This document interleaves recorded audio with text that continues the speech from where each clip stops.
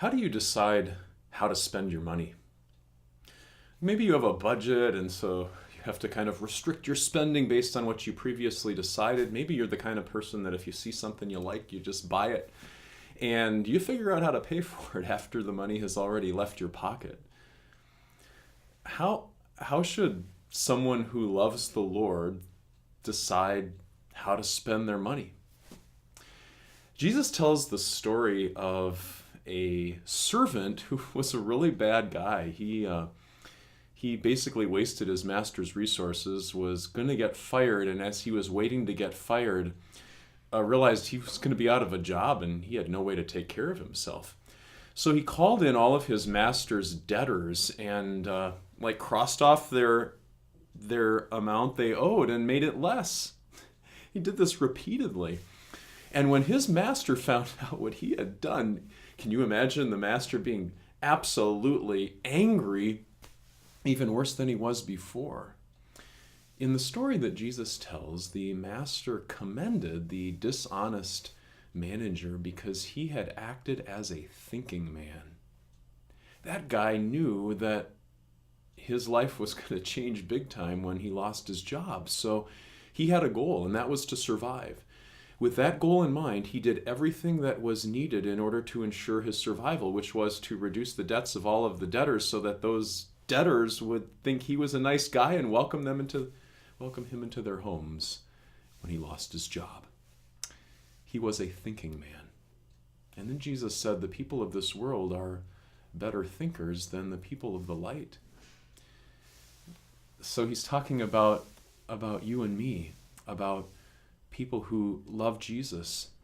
Are there times when the way that we use our resources doesn't really match what our goal is? So that man had a goal, and everything that he did was based on that goal.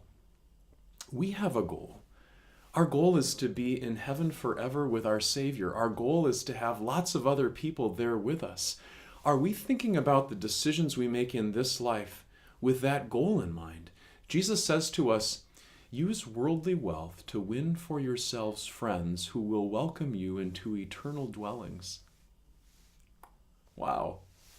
That's thinking, right? That we know our goal. Our goal is to have more people in heaven with us. We know that worldly wealth it's going to pass away. We're going to lose it. It's temporary.